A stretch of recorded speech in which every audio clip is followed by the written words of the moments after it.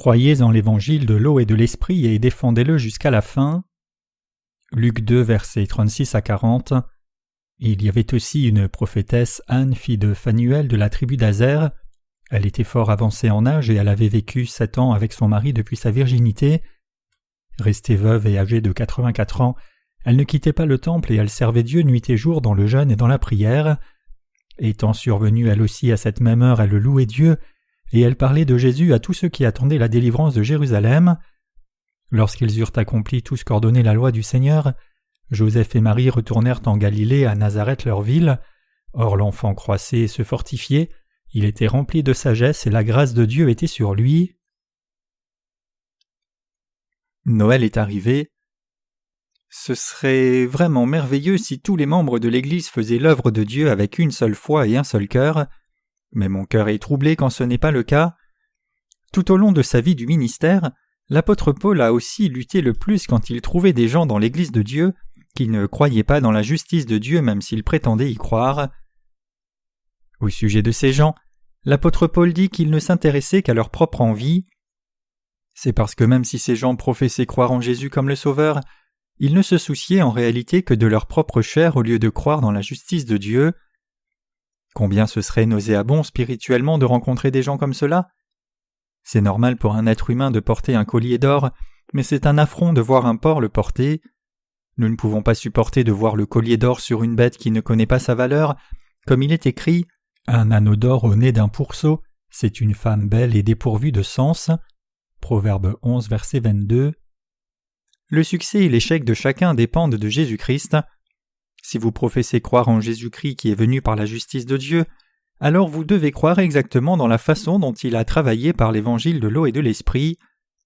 Si vous croyez autrement selon votre propre pensée charnelle, alors votre foi ne sera pas droite mais vérolée. Aujourd'hui, il y a beaucoup de gens qui croient en Jésus crucifié. Cependant, même si beaucoup professent aussi croire en Jésus comme leur sauveur, ils croient en lui sans vraiment réaliser que Jésus a accepté tous nos péchés par le baptême qu'il a reçu de Jean-Baptiste. Au lieu de croire au baptême de Jésus et son sang à la croix comme la seule vérité du salut, ces gens croient selon leur propre doctrine, disant que Jésus est leur sauveur et le Fils de Dieu et qu'il les a sauvés, juste en versant son sang précieux à la croix et ressuscitant des morts. Ils n'ont pas le discernement spirituel pour réaliser qu'une telle foi est fausse. Toute foi qui ne croit pas dans la vérité exacte de l'évangile de l'eau et de l'esprit est une fausse foi. Disons que vous ayez reçu une bague en diamant avec un certificat d'authenticité de votre époux. Cependant, vous ne croyez pas que le diamant soit un diamant authentique, mais autre chose, donc vous l'avez perdu en ne faisant pas attention.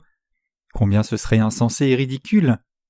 Si, en dépit de professer croire au Seigneur comme votre Sauveur, vous croyez dans vos propres pensées et convictions plutôt que croire et accepter l'œuvre de justice de Dieu exactement telle qu'elle est, combien notre foi serait-elle profondément fausse? Une telle foi est un affront. Il y a longtemps, il y avait 3 églises branches de notre église dans une certaine région, et dans 2 de ces églises, les dirigeants professaient croire dans la justice de Dieu alors que ce n'était pas le cas.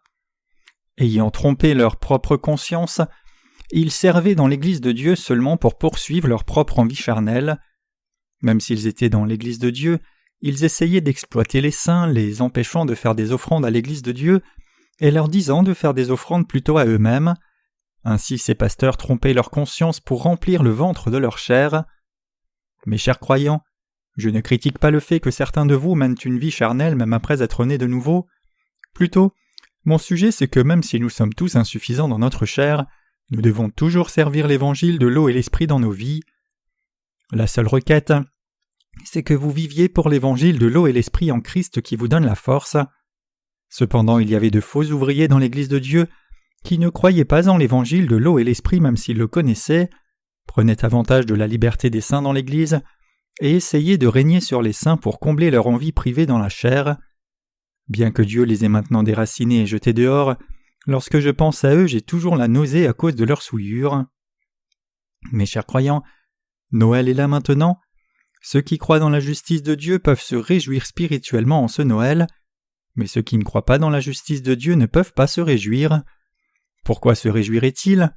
Ceux qui vivent seulement pour remplir leur propre ventre en dépit de fréquenter l'Église de Dieu sont satisfaits tant que leur ventre est plein.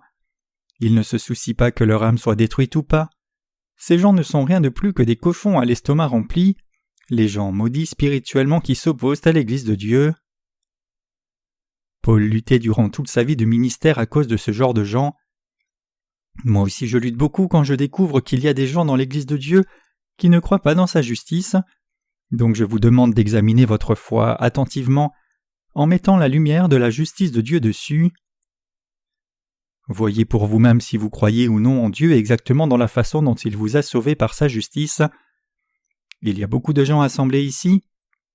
Votre foi est-elle la même que celle de la personne assise à côté de vous? Ou votre foi est-elle différente? Votre foi est-elle la même que celle de ceux qui sont assis devant vous et derrière? Si la foi de quelqu'un est différente de celle de ceux qui sont assis ici dans l'Église de Dieu, alors la foi de cette personne est fausse. C'est parce que dans l'Église de Dieu on trouve seulement ceux qui croient dans l'Évangile de l'eau et de l'Esprit. Même si un seul aspect de votre foi est différent des gens assis ici, alors votre foi est fausse. La plupart des menteurs se disent à eux-mêmes « Je ne crois pas comme toi, ma foi est meilleure que la tienne ». Quand je trouve ces gens-là dans l'Église de Dieu, j'essaye de les exhorter tous les jours, mais lorsque mes exhortations tombent dans l'oreille d'un sourd, j'ai envie d'abandonner. Parfois j'ai même envie de leur dire « Tu mérites d'aller en enfer, tu ne vaux pas mieux qu'un cochon à l'estomac rempli ». C'est si dur de voir ces gens-là. Mais ces gens ne réalisent pas vraiment qu'il y a quelque chose qui ne va pas dans leur foi. C'est le problème. Mais malgré cela, ils prétendent encore être sages et agissent comme si leur foi était bonne. Mes chers croyants, qu'est-ce que cela signifie quand nous disons que nous croyons dans la justice de Dieu? Cela signifie que nous croyons dans l'évangile de l'eau et de l'esprit. Mais quelle est la foi des chrétiens d'aujourd'hui dans le monde? Est-elle fondée dans l'évangile de l'eau et l'esprit ou juste le sang de la croix? Elle croit seulement au sang de la croix. Leur foi est-elle comme la nôtre qui est placée dans l'évangile de l'eau et l'esprit? Non, bien sûr que non. Alors la foi de qui est la bonne? Bien sûr, tout le monde penserait que sa propre foi est bonne, mais Dieu dit que notre foi dans l'évangile de l'eau et de l'esprit est la bonne foi.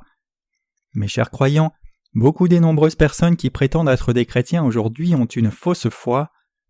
Par exemple, si nous considérons qu'il y a environ 10 millions de pasteurs dans le monde, et si tous ces pasteurs ont seulement foi au sang de la croix, alors tous ces gens seraient de faux croyants et non les croyants dans l'évangile de l'eau et de l'esprit.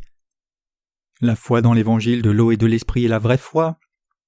Cette foi dans l'évangile de l'eau et de l'esprit est celle qui croit que le Dieu de l'esprit est venu sur la terre incarné dans la chair d'homme, a porté nos péchés en étant baptisé, est mort à la croix à notre place et nous a ainsi sauvés. C'est pour cela que cette vérité s'appelle foi dans l'évangile de l'eau et l'esprit. Vous professez tous croire dans notre Seigneur Jésus comme votre Sauveur.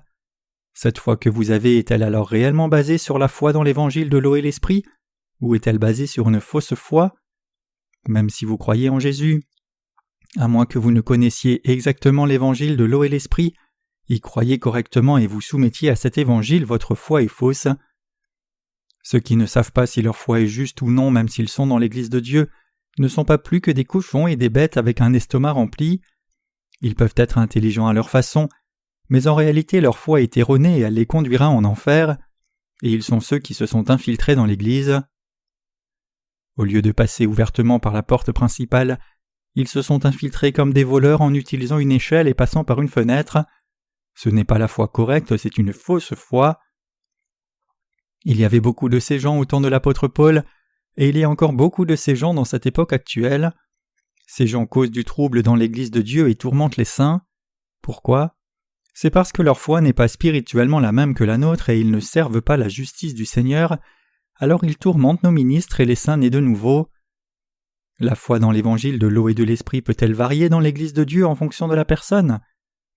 L'évangile cru par les pasteurs peut-il être différent de l'évangile de l'eau et l'esprit que croient les diacres? La foi de nos saints peut-elle être différente de la foi des autres croyants laïcs? Non, ce n'est pas possible. Cependant, dans les églises du monde, la foi peut varier. Les pasteurs, anciens, évangélistes et laïcs peuvent avoir tous des croyances différentes. Si vous rassemblez 10 diacres et regardez leur foi, elles sont toutes différentes. Dans l'Église de Dieu, quiconque a une foi différente de notre foi dans l'évangile de l'eau et de l'esprit est notre ennemi. Autrement dit, cette personne est quelqu'un qui ne croit pas en Dieu et sa justice. C'est quelqu'un qui s'est infiltré. Comment agissent ces gens-là alors? Au lieu de rejeter leur ancienne foi, ils ajoutent par-dessus la foi au vrai évangile. La foi de ces gens est une foi qui s'est infiltrée. Il y a quelque temps, je suis allé dans une de nos églises branches à Séoul pour tenir une réunion de réveil, et là j'ai vu un frère donner son témoignage de salut en disant « Je veux témoigner que je ne suis pas juste quelqu'un qui me serait infiltré. » Il disait qu'il n'était pas quelqu'un qui s'était infiltré dans l'église de Dieu sans croire dans l'évangile de l'eau et l'esprit. Il a promis qu'il croyait réellement dans l'évangile de l'eau et de l'esprit quand il est venu dans l'église de Dieu. Si sa confession était vraie, sa foi était assez correcte pour rejoindre l'église de Dieu. Ceux qui se sont infiltrés dans l'église de Dieu rejettent la vérité que Jésus a pris tous les péchés de ce monde en étant baptisé par Jean-Baptiste et croient plutôt qu'ils ont été sauvés par le sang précieux de Jésus à la croix seule. Mes chers croyants, bien que cette foi puisse sembler similaire à la nôtre, ce n'est pas la même. Nous croyons que lorsque Jésus a été baptisé par Jean-Baptiste, tous nos péchés ont été transférés sur lui, et ayant ainsi porté nos péchés, Jésus est allé à la croix, a été crucifié pour payer le salaire de nos péchés et nous a ainsi sauvés. Certains chrétiens disent « Nous aussi n'avons pas de péché puisque nous croyons que Jésus a expié tous nos péchés par son sang précieux à la croix. » Quelle est alors la différence entre la foi qui est placée dans le sang de la croix seule et la foi qui est placée dans le baptême de Jésus et son sang aussi? N'est-ce pas la même foi à la fin? Non. Même si quelqu'un connaît la même réponse juste, si dans la formulation de sa foi il ne croit pas en l'œuvre du baptême du Seigneur et son sang dans l'ordre exact, alors sa foi n'est pas celle qui est approuvée par le Seigneur. Cela semble très compliqué, n'est-ce pas? Mais ça ne doit pas l'être. C'est en réalité plutôt simple. Mes chers croyants, si le Seigneur dit qu'il nous a sauvés de cette façon, alors tout ce que nous devons faire, c'est croire en conséquence. Mais ceux qui pensent qu'ils sont intelligents même s'ils sont obtus disent « Je ne pense pas, je pense qu'il y a un autre moyen d'atteindre la vérité. » Ces gens sont ennemis de Dieu et serviteurs de Satan. Mes chers croyants, permettez-moi de vous exhorter à réfléchir si ceux qui sont près de vous ne sont pas infiltrés dans l'Église, s'ils n'ont pas une fausse foi, si vos enfants n'ont pas une fausse foi, et quel genre de foi a votre famille. C'est très dur pour quelqu'un qui s'est infiltré de se convertir et croire correctement. C'est dur parce que ces gens pensent qu'ils croient correctement. C'est plutôt déplaisant de manger quelque chose puis d'avoir une indigestion. Si vous avez du mal à digérer après avoir mangé quelque chose de bon, non seulement votre estomac est fatigué, mais vous serez aussi de mauvaise humeur. Vous prendriez alors quelque chose pour digérer et marcheriez pendant des heures pour essayer de digérer votre repas.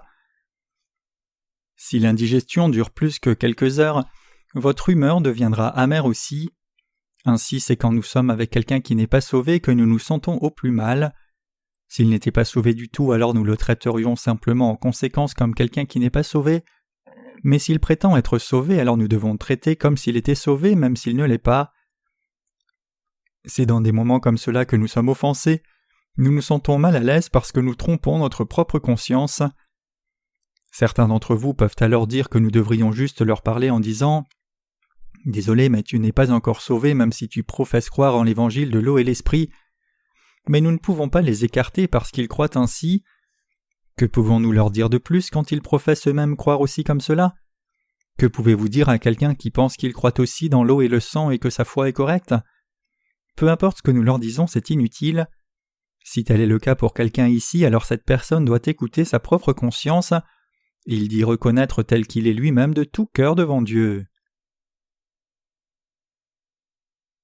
J'étais un légaliste.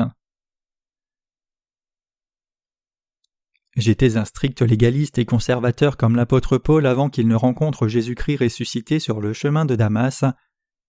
J'étais si légaliste que même si mon pantalon se déchirait le jour du Seigneur, je ne le réparais pas, et si je commettais involontairement un péché le jour du Seigneur, je me repentais avec des larmes.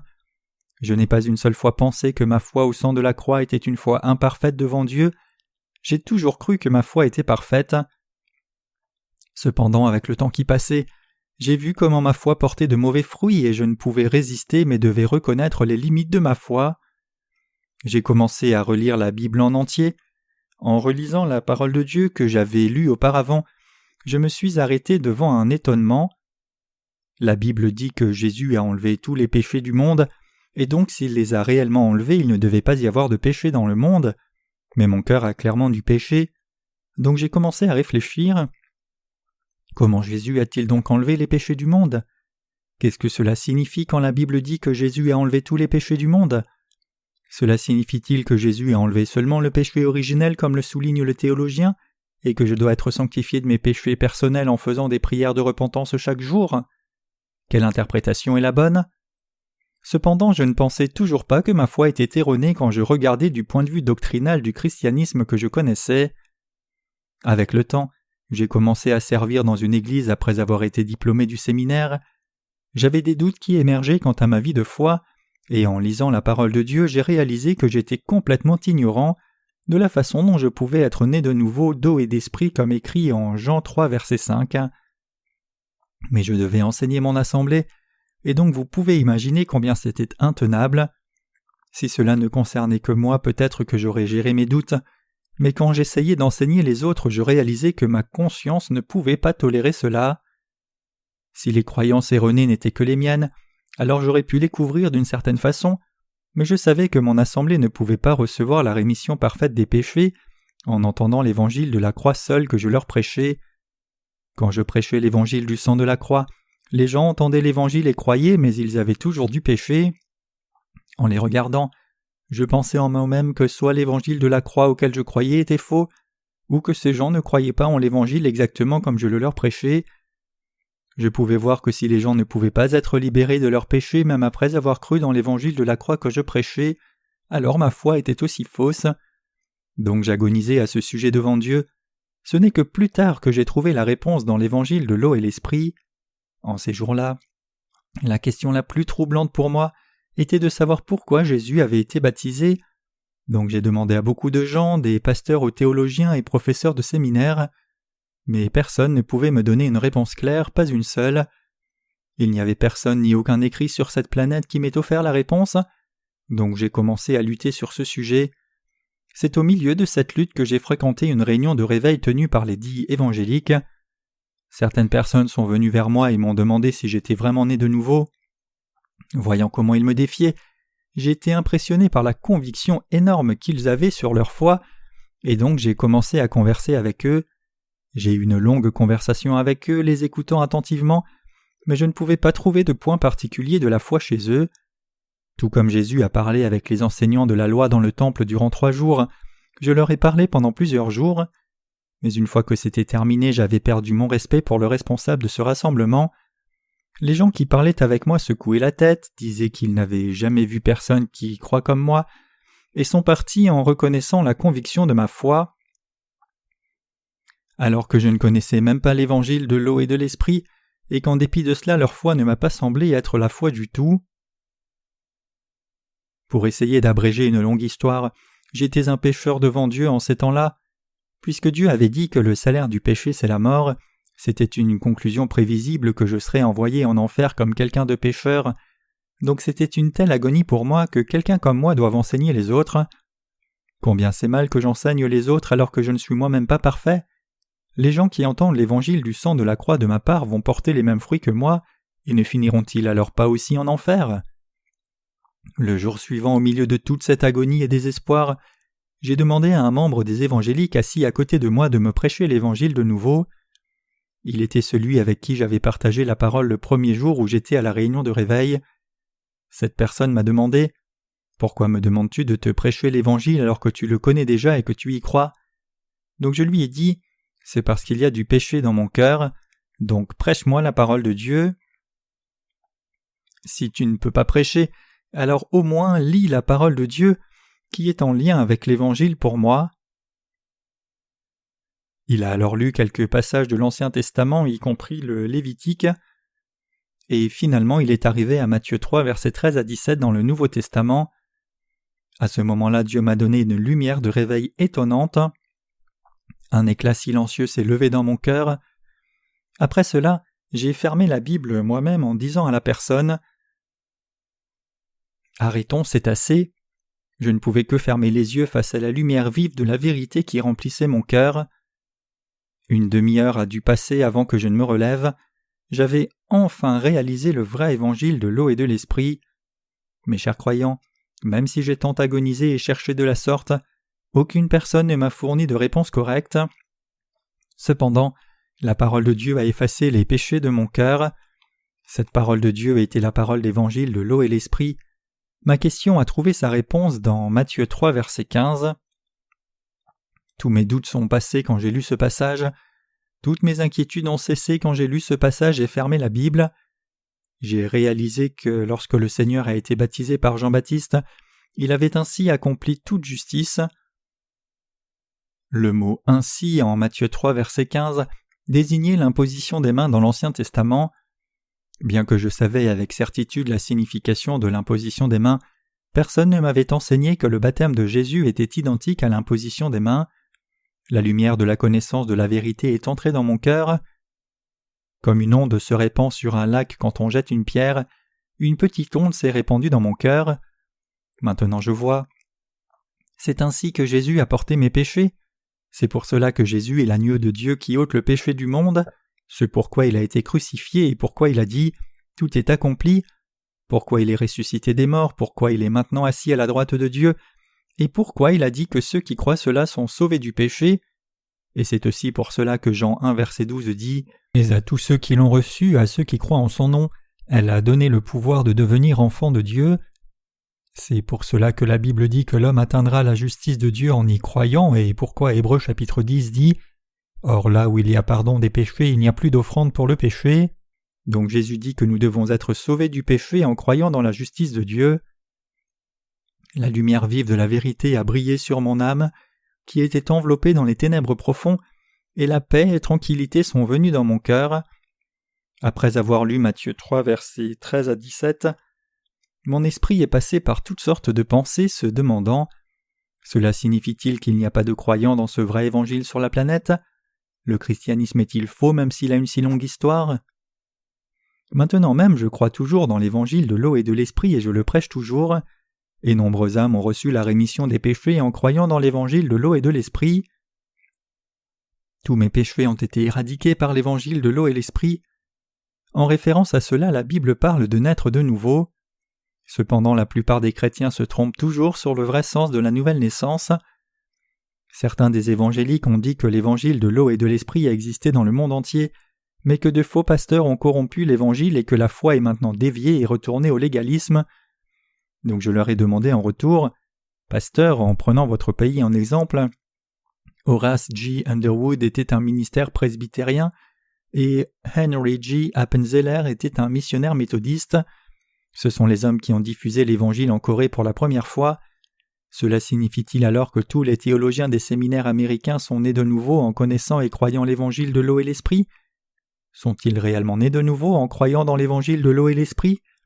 Sont-ce alors les pasteurs coréens qui ont corrompu cet évangile même si ces étrangers étaient nés de nouveau ? Perdant leurs mots, ils me regardaient, fermaient la Bible et allaient dans leur chambre pour ne plus en ressortir. Si leurs paroles et leur doctrine étaient vraies, tous les chrétiens du monde entier croiraient dans l'évangile de l'eau et l'esprit, et il n'y aurait aucun chrétien qui ne soit pas né de nouveau. Mes chers croyants, même si les évangéliques peuvent dire quelques paroles sur le baptême que Jésus a reçu, ils ne parlent que de choses superficielles qu'ils ont choisies, ne prêchant pas avec une connaissance ou foi réelle. Donc ce sont ceux qui se sont infiltrés dans l'Église de Dieu, ce sont des impurs qui se sont introduits secrètement. Le Seigneur a dit qu'on reconnaît un arbre à son fruit. Leur état spirituel est épouvantable. Maintenant même, ne sont-ils pas occupés à essayer de remplir leur propre ventre avec l'argent de l'assemblée ? Mes chers croyants, la foi de ceux qui croient seulement au sang de la croix est-elle la vraie foi ? Est-ce la vraie foi quand ils disent qu'ils ont été sauvés juste par le précieux sang de la croix ? Est-ce correct qu'ils vendent leur maison et offrent le produit à leur église ? Ces chrétiens prétendent que leurs péchés ont disparu quand ils ont fait des prières de repentance toute la nuit et que la paix est venue dans leur cœur. Ce genre de foi est-il la foi correcte ? Non, c'est faux. Ce n'est rien de plus que commettre une fraude spirituelle. La Bible montre clairement que l'on doit être né de nouveau d'eau et d'esprit. Le Seigneur lui-même l'a dit, et si c'est ce qu'il a dit, alors nous devrions croire en conséquence. Puisque le Seigneur nous a dit de croire dans l'évangile de l'eau et de l'esprit, nous devons croire dans cet évangile. Si quelqu'un essaye de recevoir la rémission des péchés par le sang de la croix seule, il tombera dans un grand désespoir. La foi de ces gens-là n'est pas réelle, mais basée sur leurs propres émotions charnelles. Réfléchissez-y. Jésus vous a-t-il sauvé de vos péchés juste en étant crucifié à mort ? Pour que Jésus nous sauve, ne devait-il pas revêtir la chair d'un homme, être né par le corps de Marie et prendre tous nos péchés en étant baptisé par Jean-Baptiste à l'âge de 30 ans? C'est par son baptême que notre Seigneur Jésus a porté nos péchés. C'est parce que Jésus a porté nos péchés une fois pour toutes en étant baptisé par Jean-Baptiste qu'il a pu mourir à la croix pour nous sauver. Vous devez considérer l'évangile de l'eau et de l'esprit selon la parole de Dieu. Je ne vous demande pas de le faire arbitrairement. Auparavant, j'essayais de recevoir la rémission des péchés en croyant au sang de la croix seule, et en ces jours-là j'étais un pire pécheur que vous. Mon esprit était rempli de péchés auparavant. J'étais à peine plus qu'un chasseur de primes vivant pour assurer seulement ma prospérité charnelle. Cependant le Seigneur m'a conduit à découvrir l'évangile de l'eau et l'esprit, m'a fait réaliser et croire la vérité de la vraie rémission des péchés, et m'a sauvé une fois pour toutes. Et je vous ai enseigné seulement l'évangile de l'eau et l'esprit dès le démarrage de notre Église. Si je vous avais parlé seulement du sang de la croix depuis que je vous ai rencontrés, maintenant vous seriez devenus des enfants du diable. Mes chers croyants, nous ne devons pas annuler le baptême que Jésus a reçu de Jean-Baptiste comme si c'était insignifiant. Nous devons nous rappeler pourquoi Jésus devait être baptisé par Jean-Baptiste et croire dans ce baptême. Si quelqu'un exclut soit le baptême de Jésus ou son sang à la croix, et annule l'un des deux dans son cœur, alors il n'est pas un enfant de Dieu sauvé mais un enfant du diable. Vous devez croire dans l'eau et le sang et les chérir dans votre cœur. Nous devons croire dans la parole de Dieu exactement telle qu'elle est. Quand je vois comment certaines personnes ne croient pas la parole de Dieu de la justice même si elle leur est prêchée, j'ai parfois envie de les abandonner. J'ai envie de couvrir la vérité de l'évangile de l'eau et de l'esprit pour ne plus jamais la révéler et juste leur dire « Oui, vous avez raison, continuez sur votre propre voie de destruction, mais je ne peux pas faire cela devant Dieu. La conscience de ma foi ne me permet pas de faire cela. » La vraie foi vient de Dieu et de l'évangile de l'eau et de l'esprit. Regardons Éphésiens 4, versets 3 à 6 ici. Vous efforçant de conserver l'unité de l'esprit par le lien de la paix, il y a un seul corps et un seul esprit, comme aussi vous avez été appelés à une seule espérance par votre vocation. Il y a un seul Seigneur, une seule foi, un seul baptême, un seul Dieu et Père de tous, qui est au-dessus de tous et parmi tous et en tous. Mes chers croyants, est-ce aussi votre foi? Il y a seulement un Seigneur du salut qui vous a sauvés. Ce n'est autre que Jésus-Christ. C'est Jésus qui a porté tous vos péchés en étant baptisé, et c'est Jésus qui a porté la condamnation de ses péchés à la croix. Il y a aussi un seul Dieu. Nous croyons au même Dieu. Nous croyons au même seul Dieu, le Père, le Fils et l'Esprit. Nous croyons que Dieu le Père a planifié notre salut, que son Fils unique est venu sur la terre et a porté vos péchés et les miens par son baptême, et qu'il est devenu notre vrai Dieu du salut, en mourant à la croix et ressuscitant d'entre les morts. Et Dieu le Saint-Esprit affirme à votre cœur et au mien que l'évangile de l'eau et l'esprit est effectivement la vérité. C'est pour cela que les Écritures disent « Il y a un seul corps et un seul esprit, comme aussi vous avez été appelés à une seule espérance par votre vocation. Il y a un seul Seigneur, une seule foi, un seul baptême, un seul Dieu et Père de tous. » Mes chers croyants, vous ne devez jamais exclure ni le baptême de Jésus ni son sang à la croix, ni ajouter quoi que ce soit. Spirituellement parlant, quiconque croit en Jésus en laissant de côté son baptême appartient à Satan. Mes chers croyants, la foi de Paul est-elle la même que votre foi et la mienne? Oui, c'est la même. La foi de Paul est aussi identique à la nôtre. Il y a un Dieu, un baptême et une foi, c'est la même que la nôtre. La croix de Jésus-Christ se trouve dans son baptême tout comme le baptême de Jésus-Christ est accompli dans la croix. Sa croix et son baptême ne sont pas séparés l'un de l'autre, ils sont un. Il y a un Seigneur, un baptême, une foi et un Dieu le Père. Ne partageons-nous pas tous la même foi? Bien sûr que si. Effectivement, le Seigneur est né sur cette terre pour expier tous nos péchés, et en étant baptisé par Jean-Baptiste, il a accepté tous nos péchés concrètement une fois pour toutes. Alors que nos péchés ont ainsi été transférés sur le Seigneur, nous avons été purifiés de nos péchés, et le Seigneur a été condamné à la croix. Nous reconnaissons aussi que c'est parce que Jésus a été condamné pour tous nos péchés en étant crucifié que nous avons été sauvés de tout péché. Ainsi, nous croyons au baptême de Jésus et sa croix comme les points pivots de notre salut du péché. En contraste, ceux qui croient en Jésus seulement comme une question de religion et ceux qui se sont infiltrés dans l'Église secrètement ne croient pas que le point de départ du salut se trouve dans le baptême de Jésus et son sang à la croix. Ces faux chrétiens ajoutent juste la foi du baptême comme une option au sommet de leur ancienne foi que vous aviez aussi quand vous croyiez seulement au sang de la croix. Si vous pensez « Le baptême de Jésus est-il vraiment un absolu pour notre salut ?», vous demeurez toujours dans votre ancienne foi. C'est pour cela que le diable utilise votre ancienne foi comme son instrument pour vous rabaisser. À moins que vous ne démolissiez votre ancienne foi complètement et ne l'éradiquiez entièrement plutôt que d'essayer de la recouvrir du baptême de Jésus, vous ne pouvez avoir une foi approuvée par Dieu, peu importe avec quelle ardeur vous pouvez croire. Quand vous avez tracé la ligne fondamentale du salut, vous n'avez pas reconnu clairement que tous vos péchés avaient été complètement transférés sur Jésus par son baptême, et c'est pour cela que le diable travaille dans votre cœur, même si vous croyez en Dieu. La façon dont vous tracez la ligne du salut est absolument importante. Vous pouvez penser à tort ici que vous pouvez être un membre de l'Église de Dieu, même si vous êtes venu dans l'Église sans passer par la porte de la foi, qui croit dans l'Évangile de l'eau et de l'Esprit. Cependant, si vous avez escaladé le mur, vous n'êtes pas vraiment venu dans l'Église de Dieu. Ces gens seront bientôt jetés dehors même s'ils sont physiquement dans l'Église de Dieu. C'est seulement quand vous ouvrez la porte principale de l'Église et mettez complètement les pieds à l'intérieur que vous êtes réellement venu dans l'Église de Dieu. Jésus a été baptisé par Jean-Baptiste afin d'accepter tous vos péchés, parce qu'il convenait d'accomplir ainsi toute justice. Mes chers croyants, vous devez être sauvés en croyant dans cette parole, que Jésus a porté tous vos péchés en étant baptisé.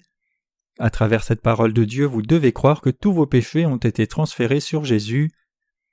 Je vous ai parlé du tabernacle en de nombreuses occasions, et donc pendant un moment je ne l'ai plus mentionné comme vous pourriez en avoir assez, mais je voudrais saisir cette occasion de revisiter le tabernacle ici.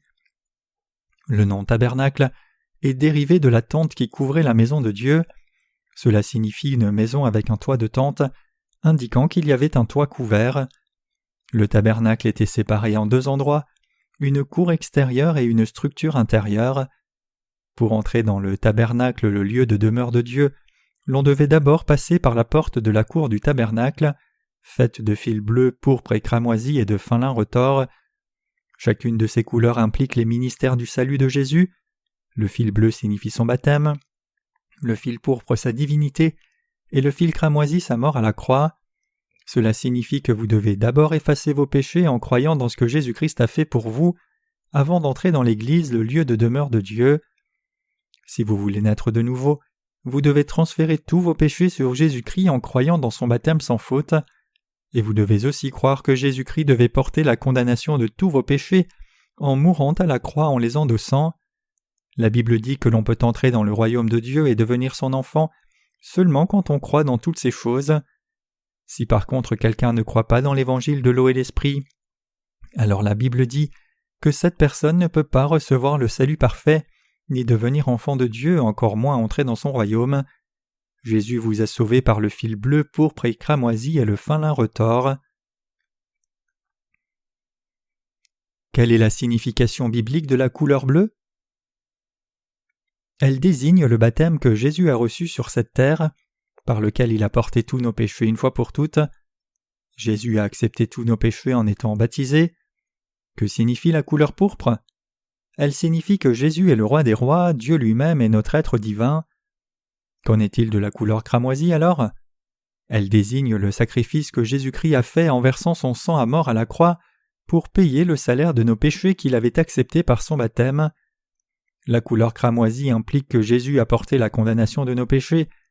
Donc Jésus a complètement expié tous nos péchés par le fil bleu, pourpre et cramoisi. Et cette vérité est révélée dans sa parole, qui a été inscrite en détail tout comme le fin lin retors. Nous sommes finalement devenus sans péché et des gens justes en croyant dans la vérité révélée dans la porte extérieure du tabernacle. Nous sommes devenus les propres enfants de Dieu en d'autres termes. C'est ainsi que nous sommes maintenant en mesure d'entrer dans le royaume de Dieu. Mes chers croyants, si vous voulez devenir justes, vous devez croire au fil bleu, pourpre et cramoisi. Le Fils de Dieu le Père est Dieu lui-même, le Créateur qui a fait l'univers et toutes choses qu'il contient, est venu personnellement sur cette terre pour nous sauver, vous et moi, a reçu le baptême, est mort à la croix, est ressuscité des morts et nous a ainsi tous délivrés. En faisant cela, le Seigneur a purifié nos cœurs, blancs comme neige, et a fait de nous ses fiancés. En d'autres termes, il nous a acceptés comme son propre peuple.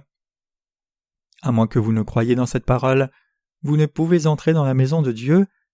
N'importe qui peut ouvrir et entrer par la porte de la cour du tabernacle. Même un pécheur peut entrer dans la cour du tabernacle. Un pécheur peut aussi amener un agneau au bouc sacrificiel et passer son chemin par la porte. Il pourrait même poser les mains sur l'animal là. Même s'il ne croit pas, il peut toujours poser ses mains sur l'agneau du sacrifice, couper sa gorge, verser son sang, le donner au sacrificateur, puis rentrer chez lui. Il pourrait même se faufiler jusqu'à la cuve de bronze dans le dos des sacrificateurs et y laver les mains et visages sales avec de l'eau. Les sacrificateurs pourraient alors le découvrir et le chasser, mais malgré cela, il pourrait toujours prétendre « Aujourd'hui j'ai reçu la rémission des péchés ». Cependant, mes chers croyants, quiconque ne croit pas du cœur ne peut pas entrer dans le lieu saint. Le lieu saint est différent de la cour du tabernacle. Ceux qui sont sans foi et restent donc pécheurs ne peuvent absolument pas entrer dans le lieu saint. La Bible dit que le salaire du péché c'est la mort, mais le don de Dieu c'est la vie éternelle en Christ Jésus notre Seigneur. Romains 6, verset 23. Vous pouvez entrer dans le lieu saint seulement si vous croyez la parole de Dieu et ses lois. Seuls ceux qui croient du cœur peuvent y entrer. La Bible dit que c'est en croyant du cœur qu'on parvient à la justice et en confessant de la bouche que l'on obtient le salut. C'est seulement si vous croyez du cœur que vous pouvez entrer dans le ciel et devenir un enfant de Dieu. Ceux qui ne croient pas ne peuvent pas entrer au ciel. La porte du lieu saint était aussi faite de fils bleus, pourpre et cramoisis et de fin lin retors. Cela signifie que nous devons croire au salut accompli par Dieu dans nos cœurs. Nous devons le confirmer de nouveau en entrant dans le lieu saint. Nous devons croire que notre Sauveur, Dieu lui-même, est venu sur la terre, a été baptisé et a porté nos péchés par ce baptême, et que Jésus est le Dieu qui nous a créés. Nous devons aussi croire que Jésus a porté la punition sévère de tous nos péchés à la croix, précisément parce qu'il les avait endossés à son baptême. Et ressuscitant des morts, il est devenu notre Sauveur, et a fait de nous des enfants de Dieu. Sommes-nous alors toujours pécheurs, mes chers croyants? Maintenant, nous sommes devenus purs comme la neige. Une telle foi est la foi qui croit la vérité révélée dans le fil bleu, pourpre et cramoisi et le fin lin retors. C'est la foi même qui permet d'ouvrir la porte du lieu saint et d'y entrer, et seuls ceux qui ont cette foi peuvent entrer dans le royaume de Dieu. Qu'y a-t-il dans le lieu saint quand vous y entrez? Dans le lieu saint se trouve le chandelier d'or et la table des pains de proposition. Le chandelier et la table des pains de proposition désignent l'Église de Dieu. Et dans le lieu saint, il y a une autre porte en rideau, et derrière se trouve le Saint des Saints. L'arche du témoignage se trouve dans le Saint des Saints. Le couvercle de l'arche s'appelle propitiatoire.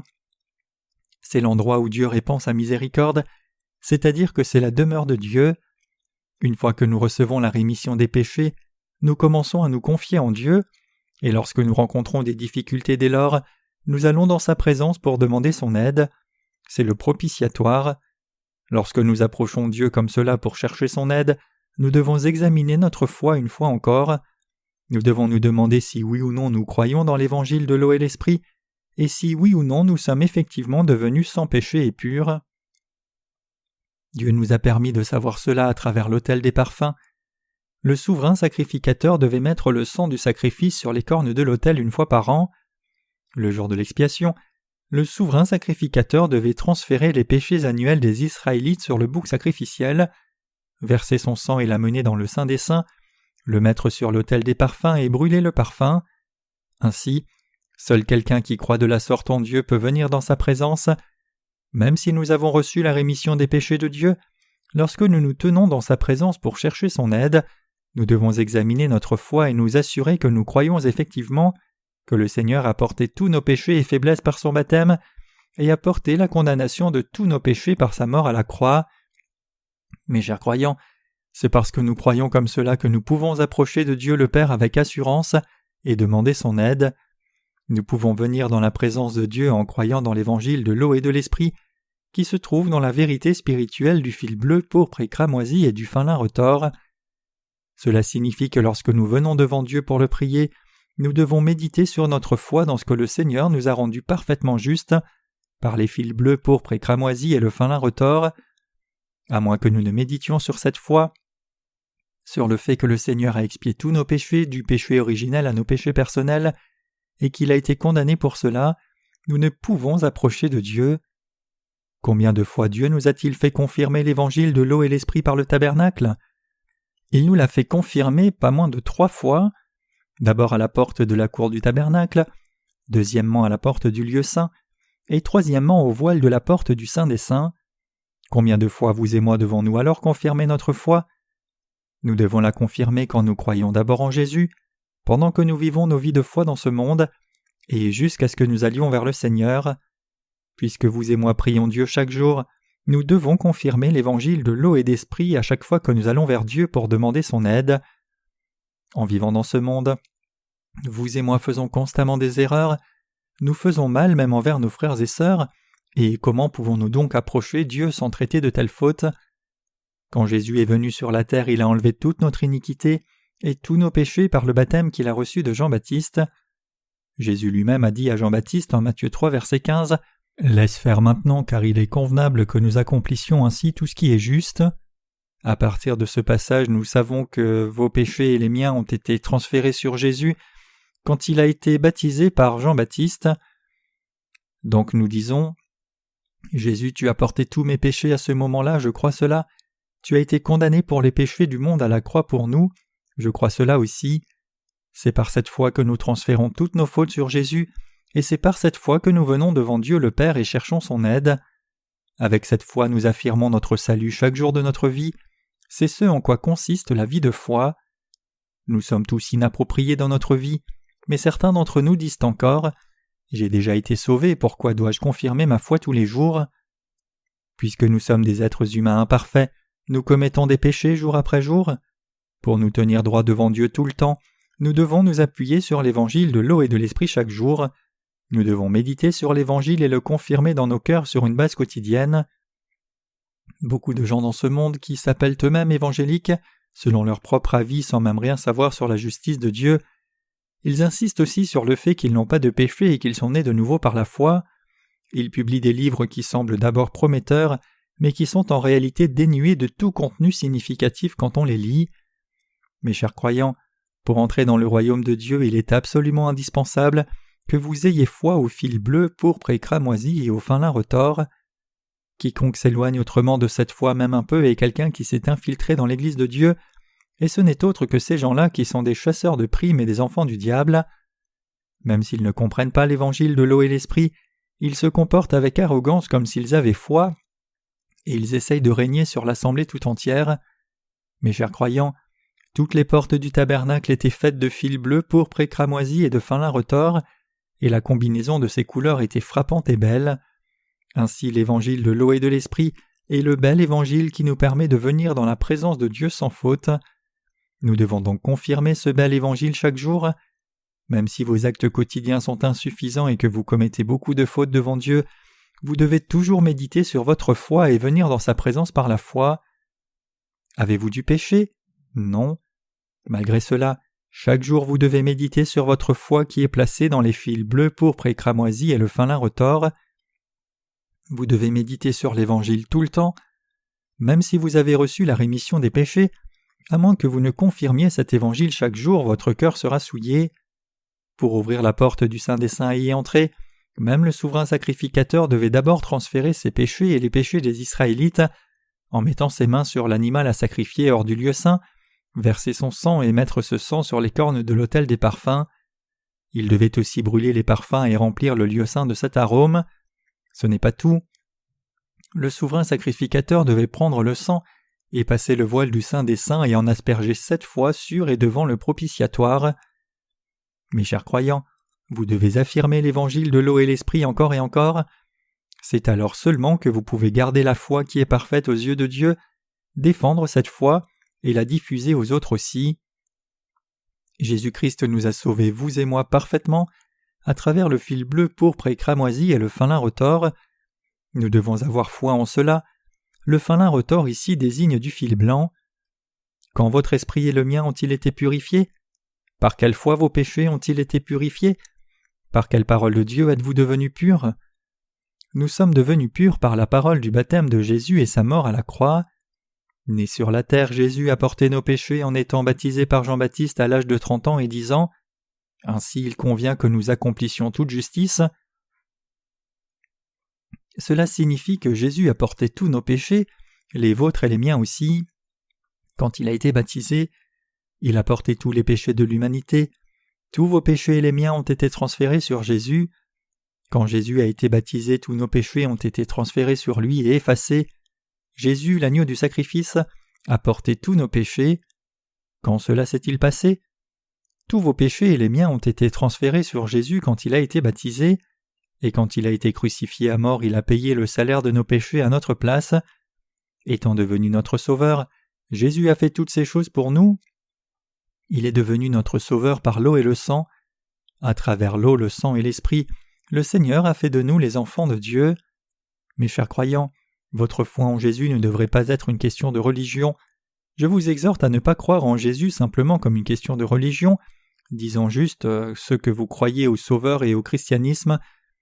Cela signifie que nous ne devrions pas croire en Jésus vaguement comme l'on croirait dans une religion mondaine. Comment devriez-vous croire en Jésus alors? Vous devriez croire selon la vérité.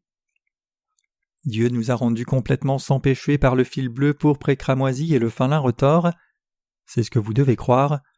En tout temps, que vous fassiez votre confession de foi, vous approchiez de Dieu, le priez ou quand votre conscience est dans la honte et que par conséquent vous perdez votre assurance, vous devez croire que Jésus a accompli toute justice en étant baptisé quand il est venu sur la terre. Vous devez croire que Jésus a porté tous nos péchés à ce moment-là, que tous nos péchés ont été transférés sur le Seigneur à ce moment-là. Vous devez croire selon la vérité. Le jour après que Jean-Baptiste ait baptisé Jésus, il a rendu témoignage de lui en disant « Voici l'agneau de Dieu qui ôte le péché du monde » Jean 1, verset 29. Et tout comme ce témoignage, Jésus a porté tous les péchés du monde et a versé son sang, à mort à la croix. En ressuscitant des morts, il nous a sauvés. Vous devez croire comme cela. Pourquoi voulez-vous croire seulement vaguement de n'importe quelle façon souhaitée? Vous pouvez être vague en ce qui concerne vos relations humaines ou affaires du monde. Pour autant que vos relations humaines sont concernées, vous pouvez cacher vos sentiments et être poli avec toutes vos connaissances même si vous en détestez quelques-uns à l'intérieur, mais vous ne devez pas faire cela au sujet de la foi. Votre foi au Seigneur ne doit jamais être vague ou en demi-mesure, comme si c'était seulement une question de religion. À tout moment et chaque seconde, nous devons confirmer que Jésus a accompli toute justice par son baptême et qu'il a porté tous nos péchés. Croyez que vos péchés ont été transférés sur Jésus.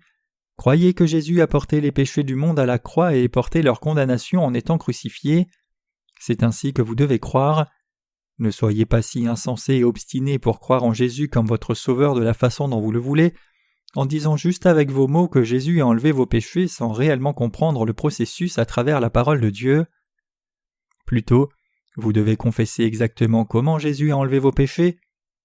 Vous devez confesser cela à Dieu et au diable. Une telle confession n'est pas quelque chose de secondaire qui ne fasse pas de différence que vous le fassiez ou non.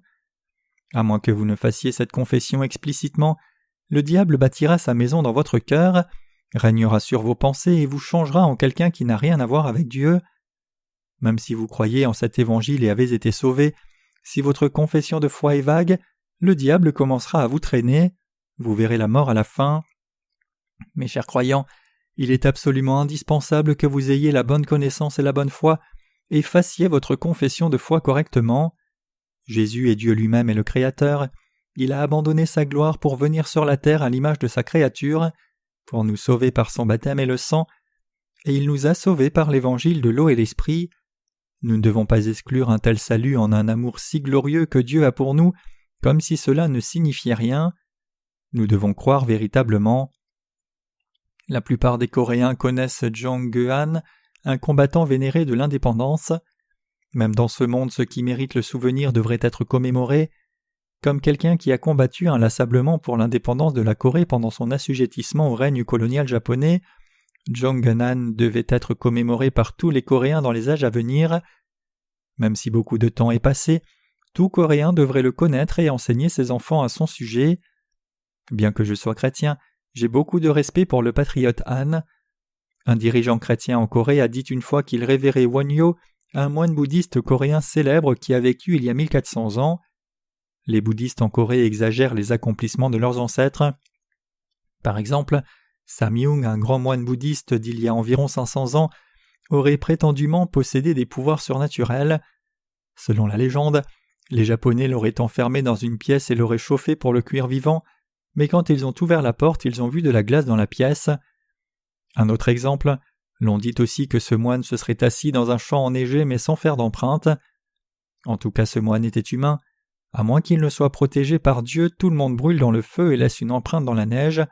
Sinon, la personne n'est pas un être humain mais un fantôme. Mais même si beaucoup de gens croient de tels non-sens si facilement, ils ne croient pas dans la justice de Dieu, que Jésus a été baptisé pour eux et a porté tous leurs péchés. Plutôt, ils le méprisent et en rient, pour ne plus s'en rappeler. Est-il alors acceptable pour nous d'être ennuyés et d'avoir honte de parler de notre salut et de méditer dessus? Non. Cette parole du salut est ce que nous devons retenir et confesser tout le temps, que nous vivions dans le monde ou pas. Si vous lisez ma série de sermons sur le livre de l'Apocalypse, vous trouverez une description de l'émergence de l'Antéchrist et du martyre des justes. La diaconesse Kim a fait une illustration pour ce livre, et cette illustration dépeint un homme couché devant l'Antéchrist. Sur son ventre se trouve un livre ouvert. D'un côté, il y a un dessin de Jésus baptisé, et de l'autre côté un dessin de Jésus mourant à la croix. Cette image montre que les justes peuvent défendre leur foi même en faisant face au martyr, en confirmant le baptême de Jésus et sa mort à la croix. Mes chers croyants, vous ne devez pas considérer cette confession de foi comme un fardeau pesant. Vous devez vous y attacher même jusqu'au moment où vous serez tués par le diable. Jésus ne nous a-t-il pas sauvés par le fil bleu, pourpre et cramoisi? Bien sûr que oui. Les fils bleus et pourpres montrent que Dieu lui-même, le Tout-Puissant et Roi des rois, est devenu un homme et a accompli sa justice en portant nos péchés par son baptême. C'est ainsi que toute la volonté de Dieu le Père a été accomplie. Le fil cramoisi signifie que sur la croix, Jésus a porté la condamnation de tous nos péchés qu'il avait acceptés par son baptême. C'est ainsi qu'il nous a sauvés. Est-ce vrai ou pas? C'est ainsi que votre esprit et le mien ont été purifiés. Nous sommes devenus purs comme du lin blanc. Donc je n'ai pas de péché du tout. Pensez-vous que je dise juste ceci hypothétiquement? Non, c'est réel. Quand j'avais du péché dans mon cœur dans mon passé, je ne pouvais même pas me tenir devant des gens et les regarder droit en face. Comment pourrais-je alors me tenir devant Dieu si je n'étais pas sans péché? La prophétesse nommée Anne, dans le passage des Écritures d'aujourd'hui, a vu son mari mourir en 7 ans après leur mariage. Depuis 84 ans dès lors, elle attendait la venue de Jésus en priant Dieu, et elle a vu Jésus de ses propres yeux. Après avoir attendu la venue de Jésus-Christ pendant 84 longues années, Anne l'a finalement vu de ses propres yeux. Mes chers croyants, combien de temps devons-nous alors garder cet évangile après être nés de nouveau? Nous devons garder cet évangile jusqu'au jour où le Seigneur reviendra dans ce monde, jusqu'au jour où nous nous tiendrons devant notre Seigneur face à face et pour toujours. Nous devrions nous réjouir, nous devrions témoigner de Jésus tout le temps et le louer toujours. Quand vous donnez votre témoignage de salut, témoignez-vous que vos péchés ont été transférés sur Jésus quand il a été baptisé? Si cela manque dans votre témoignage de salut, vous devez vous convertir et croire dans cet évangile.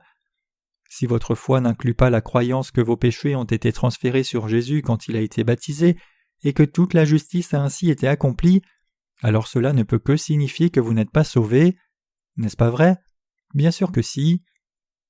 Tout le monde doit être honnête devant Dieu, hommes et femmes de même. Nous devons tous être honnêtes quand nous croyons en Dieu. Je pensais que c'était bon de croire en Jésus comme ceci, mais maintenant que j'ai entendu la parole, je vois que ce n'est pas le cas. Je comprends maintenant que je dois croire dans la justice de Dieu. Cette justice de Dieu, c'est que Dieu le Père a envoyé son Fils sur la terre. Ce Jésus a porté tous mes péchés en étant baptisé, et à ce moment-là, tous mes péchés ont été transférés sur le Seigneur. Et quand Jésus a été crucifié à mort, il a porté la condamnation de tous mes péchés. C'est ainsi qu'il m'a sauvé. C'est la foi correcte à avoir. Nous devons croire dans la vérité comme ceci dès maintenant. Indépendamment de ce que nous avons cru par le passé, nous devons avoir une foi vraie et droite dès maintenant et la confesser honnêtement. Il y a longtemps, un érudit nommé Galileo Galilei, 1564 à 1642, a ouvertement endossé le point de vue héliocentrique de Copernic, disant que Copernic avait eu raison en défendant que la planète Terre tournait autour du Soleil. Le Vatican a alors accusé Galilée d'hérésie, l'a emprisonné et lui a lancé un ultimatum en disant « Tu prétends que la planète Terre tourne autour du Soleil, mais si c'était vrai, comment se fait-il que nous n'avons pas le vertige? Nous allons brûler tous tes livres. et nous demandons que tu reviennes sur ton point de vue, sinon nous te jetterons aussi au feu et te brûlerons au bûcher. Nous te condamnerons à mort en tant qu'hérétique. » Avec la situation qui échappait à tout contrôle, Galilée s'est rétracté sur son point de vue en disant « J'ai fait une erreur, la planète Terre ne tourne pas autour du Soleil. » Mais quand il a été libéré, l'on dit qu'il aurait fait la remarque célèbre « Et pourtant la Terre tourne ». Même s'il a menti au Vatican sous la menace de mort et la contrainte, dans son cœur il pensait toujours que la Terre tournait autour du Soleil. Il pensait « Peu importe si le pape est contre mon point de vue, si Dieu a fait que la Terre tourne autour du Soleil, alors c'est ainsi que la Terre tourne, peu importe ce que dit le Vatican. La Terre cessera-t-elle de tourner juste parce que le pape et moi le nions ?» C'est pour cela qu'il a parlé dans sa conscience en disant « Pourtant la Terre tourne ». Les mots de Galilée ont été revendiqués après que le temps est passé. Quand son point de vue héliocentrique a été prouvé comme étant correct, le Vatican a reconnu son erreur en 1992. Mes chers croyants, si votre foi est fausse, vous devez admettre cela et la changer. Jésus, Dieu lui-même, nous a rendus parfaitement justes par la vérité révélée dans le fil bleu, pourpre et cramoisi et le fin lin retors. Dieu a parlé de cela dans le tabernacle comme dans le Nouveau Testament. Vous devriez donc dire « Oui, tu as raison, Seigneur. Maintenant je crois en toi et ta parole. » Ceux qui autrement insistent toujours sur leurs propres croyances ont toutes sortes de souillures qui moussent dans leur bouche. Si j'interprétais la parole de Dieu de n'importe quelle façon que je voudrais, juste parce que je suis un pasteur en disant « Vos péchés n'ont pas été transférés sur Jésus par son baptême », alors de quelle utilité serait-il que Jésus soit né sur la terre 100 fois et soit mort à la croix 100 fois ? Pourquoi ne croyez-vous pas dans cet évangile alors que c'est le vrai évangile de vérité dont la Bible parle ? En dépit de cela, beaucoup de gens bloquent leurs oreilles et marquent volontairement leur propre conscience avec un fer rouge disant « J'ai déjà pris ma décision, je refuse de croire dans l'évangile de l'eau et de l'esprit. » Mes chers croyants, ces gens seront maudits sur cette terre, tout comme ceux qui ont essayé d'entrer dans le sanctuaire de Dieu par eux-mêmes sans suivre la parole ont été brûlés à mort. Et ils seront jetés dans le feu éternel de l'enfer pour souffrir éternellement. Dieu accomplira cela pour ceux qui sont trop bornés pour obéir à sa parole du salut. J'espère aussi que cela leur arrivera. Mes chers croyants, votre foi doit être sans ambiguïté. La foi en Dieu doit être sans compromis et claire. Croyez-vous aussi cela ? Vous devez dire oui dans votre conscience par la foi. Croyez-vous cela ? Pendant 84 ans après avoir été veuve, Anne a gardé sa foi et a attendu la venue du Seigneur, et elle a finalement eu une rencontre avec lui face à face. Elle a vu le Seigneur personnellement avec ses propres yeux. Comme Anne ici, nous aussi attendons le Seigneur, croyant qu'il nous a sauvés par le fil bleu pourpre et cramoisi, c'est-à-dire par son eau et le sang. Bien que nous ne sachions pas combien d'années de plus nous devons attendre jusqu'au retour du Seigneur, il viendra certainement tôt ou tard. Jusqu'à ce jour, nous devons défendre cet évangile par la foi et diffuser cette foi à toute personne dans le monde entier. Notre foi ne doit pas être différente les uns des autres même si nous demeurons dans la même Église. Quiconque a une foi différente de la nôtre est un hérétique. Restez éloignés de ces gens qui se sont infiltrés dans l'Église et dont la foi est différente de la nôtre. Même si quelqu'un est un pasteur, s'il exclut le baptême de Jésus et dit que vos péchés n'ont pas été transférés sur lui quand il a été baptisé, crachez-lui au visage. Mes chers croyants, quand il s'agit de nos insuffisances, nous avons tous besoin de nous tolérer mutuellement. Nous devrions nous pardonner nos faiblesses les uns aux autres en tant qu'êtres humains. Cependant, si quelqu'un méprise le salut de Dieu même s'il nous a sauvés par tant d'amour, alors cette personne mérite qu'on lui crache dessus et que toutes les malédictions lui tombent dessus. Quand Jean-Baptiste était sur cette terre, il a appelé les incroyants race de vipères. En Corée, appeler quelqu'un fils de chien est une grande insulte, mais c'est encore plus insultant d'être traité de race de vipères. Jean-Baptiste a dit aux incroyants de son temps « Repentez-vous, race de vipères, vous criez la repentance seulement en paroles, mais à moins de montrer la repentance par vos actes, vous serez condamnés. Ceux qui ne croient pas que le Seigneur nous a sauvés par son eau et sang même s'ils sont dans notre Église ne valent pas mieux qu'un chien. Ils sont de la race du diable. Ils sont une race de vipères. Quiconque ne croit pas comme cela est un rejeton du diable et un serpent. Dieu lui-même a aussi dit cela. Ces gens ne sont ni les serviteurs de Dieu ni son peuple, mais rien de plus que la race du diable. Ils devaient être damnés pour avoir fermé la porte de leur cœur d'eux-mêmes, refusant de croire Ces gens devraient être traités comme une race du diable, et nous devons rester éloignés d'eux. En cette veille de Noël, il y aura des démonstrations théâtrales comme de la louange. À moins que nous ne croyions en Jésus dans nos cœurs, comment pourrions-nous même célébrer sa naissance et l'appeler notre Sauveur? Comment pourrions-nous prier le Seigneur? Faire cela sans croire en exactement ce que le Seigneur a fait, c'est se moquer de Dieu et le ridiculiser. Mes chers croyants, vous devez croire correctement. Cela brise mon cœur de penser à tant de gens qui ne croient pas correctement. Pouvez-vous comprendre combien mon cœur souffre ainsi? Mon cœur serait-il au repos alors que je doute sur un membre de notre Église? Non, mon cœur est sans repos. Enveloppé dans de sombres nuages, mon cœur est oppressé par les soucis même si je souris extérieurement. Je me dis moi-même, ce serait si merveilleux si cette personne croyait correctement, pourquoi est-il si borné? Mais je l'ai aussi arrosé cette année et je devrais en attendre un peu plus. Mais même si je me dis cela en moi-même, mon cœur est toujours profondément blessé. Ce ne serait pas un si grand problème si nous devions juste gérer nos ennemis extérieurs ou les actes insuffisants des croyants. C'est tellement plus difficile de gérer ceux qui prétendent partager la même foi que nous et révèlent leurs fruits et actes sans foi et exposent ainsi leur fausse foi. Il n'y a rien qui soit plus affreux et plus difficile que cela. Parmi nos croyants, nous pouvons tous partager notre amour et nos difficultés, mais nous ne pouvons pas les partager avec qui que ce soit d'autre. C'est un enfer vivant de partager la même maison avec ceux qui ne sont pas nés de nouveau. Essayez vous-même et voyez ce que cela fait. C'est un enfer vivant. N'êtes-vous pas d'accord? Si vous essayez d'être amis avec ceux qui ne sont pas nés de nouveau, c'est en soi un enfer. Si vous trouvez encore agréable d'avoir la compagnie de ceux qui ne sont pas nés de nouveau, alors il y a quelque chose de profondément anormal dans votre foi.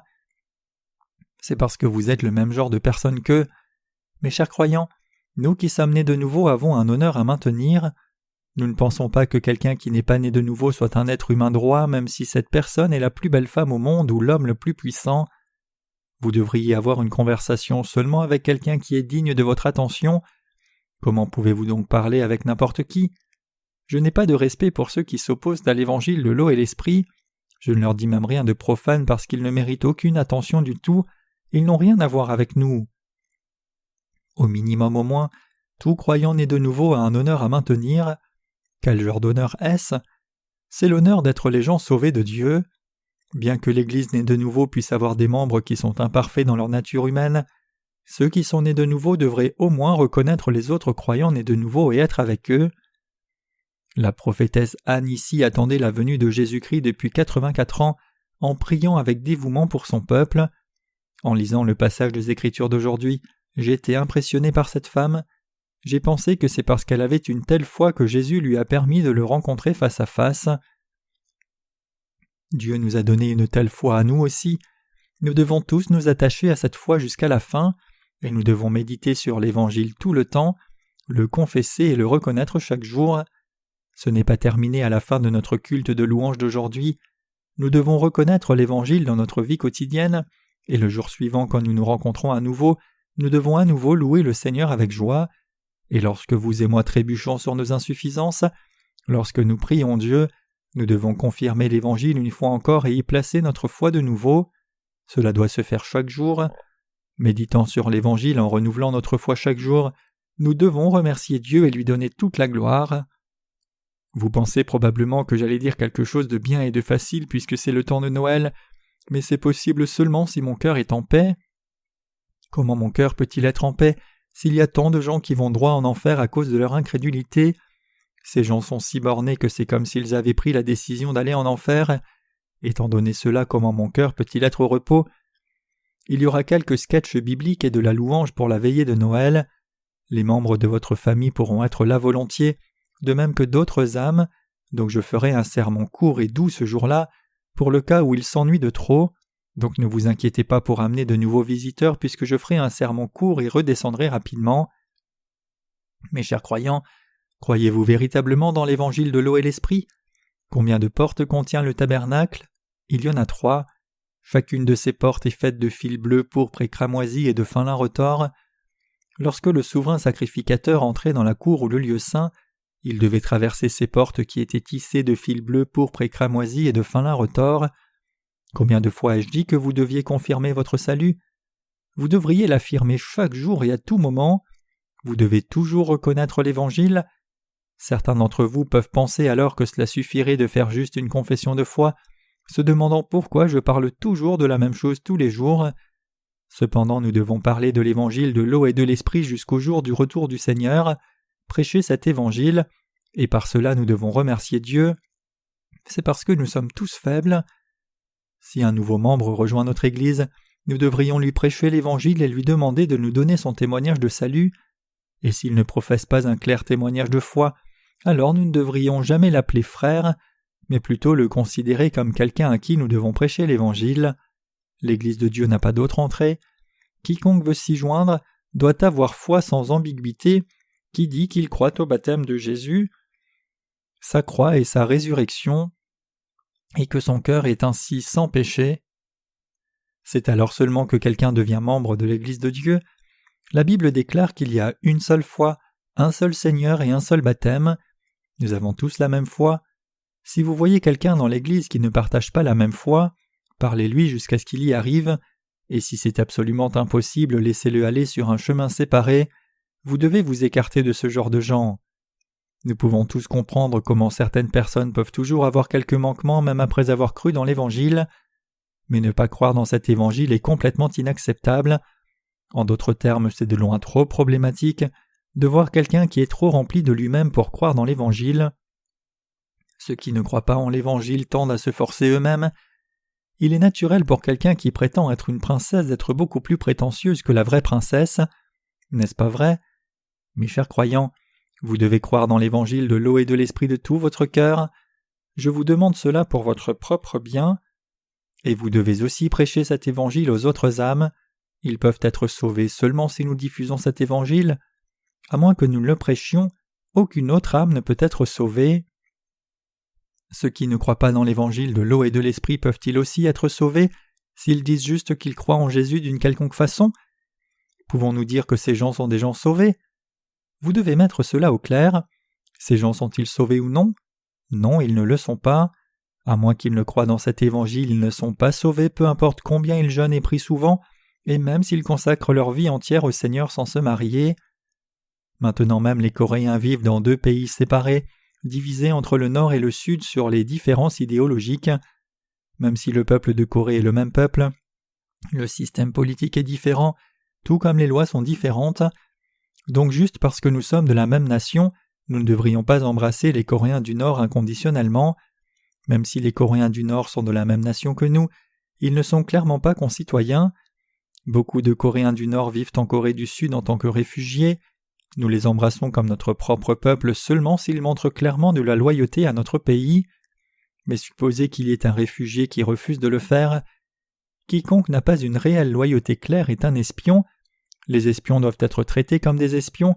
Ils extraient des informations secrètes dans notre pays et les transmettent à leur pays, notre ennemi. Dans les temps de la fin, il y aura de tels espions parmi nous qui sommes nés de nouveau, et ils nous feront la même chose. Donc alors que nous devrions les exhorter à croire dans l'Évangile, si cela ne produit pas de résultat, nous devons prendre des chemins séparés. S'il y a des gens autour de vous qui ne croient pas dans l'Évangile de l'eau et l'Esprit ni ne le servent bien, qu'ils professent y croire, vous ne devriez ni leur donner l'hospitalité ni leur montrer aucun respect. C'est la bonne chose à faire. Si vous aimez et servez ceux qui s'opposent à Dieu, vous aussi serez condamnés. Vous ne devriez jamais faire cela. Je donne toute ma reconnaissance au Seigneur de nous avoir sauvés par l'Évangile révélé dans le fil bleu, pourpre et cramoisi et le fin lin retors, c'est-à-dire de nous avoir complètement délivrés de nos péchés par son baptême, son sang à la croix et sa résurrection. Alléluia.